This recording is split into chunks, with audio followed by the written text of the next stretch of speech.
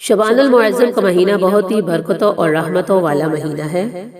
حضرت سیدہ عائشہ صدیقہ رضی اللہ تعالیٰ عنہ نے فرمایا، ایک رات میں نے رسول اللہ صلی اللہ علیہ وسلم کو بستر پر نہ پایا تو میں آپ کی تلاش میں گھر سے نکلی۔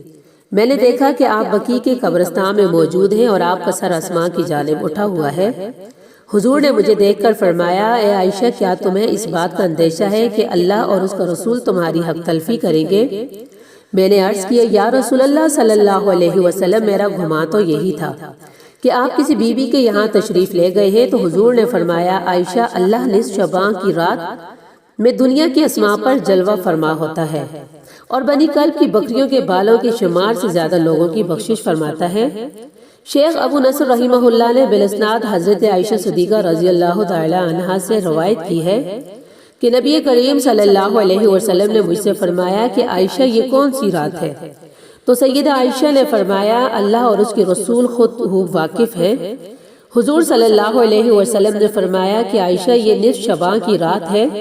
اس رات میں دنیا کے اعمال، بندوں کے اعمال اوپر اٹھائے جاتے ہیں، ان کی پیشی بارگاہ رب العزت میں ہوتی ہے۔ اللہ تبارک و تعالی اس رات بنی کلب کی بکریوں کے بالوں کی تعداد میں لوگوں کو دوزخ سے آزاد کرتا ہے۔ کیا تم آج کی رات مجھے عبادت کی آزادی دیتی ہو؟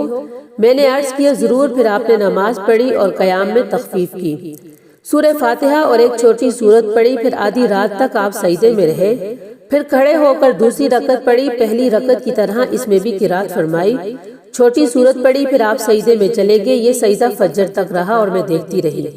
مجھے یہ اندیشہ ہو گیا کہ اللہ رب العزت نے اپنے رسول صلی اللہ علیہ وسلم کی روح مبارک قبض فرما لی ہے۔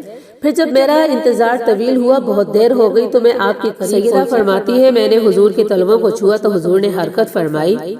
میں نے خود سنا حضور سجدے کی حالت میں یہ الفاظ ادا فرما رہے ہیں، اعوذ بعفوک من عقوبتک واعوذ برحمتک من نعمتک واعوذ برضاک من سخطک واعوذ بک منک جل ثناؤک لا احصی ثناء علیک انت کما اثنیت علی نفسک۔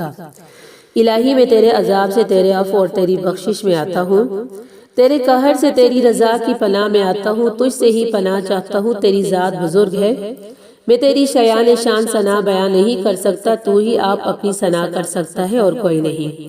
صبح کو میں نے عرض کیا، یا رسول اللہ، آپ سجدے میں یہ کلمات ادا فرما رہے تھے، ویسے کلمات میں نے آپ کو کبھی کہتے نہیں سنا۔ حضور نے فرمایا، کیا تم نے یاد کر لیے؟ میں نے عرض کیا، ہاں یا رسول اللہ۔ تو آپ نے فرمایا سیدہ سے کہ خود بھی یاد کر لو اور دوسروں کو بھی سکھاؤ، کیونکہ جبریل علیہ السلام نے مجھے سجدے میں ان کلمات کو ادا کرنے کا حکم دیا۔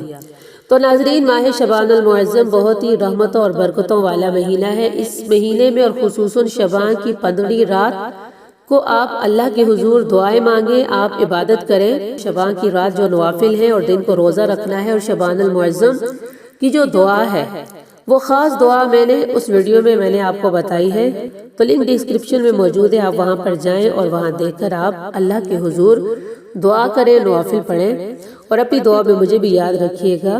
اللہ تبارک و تعالی ہمارا حامی و ناصر ہے، آمین۔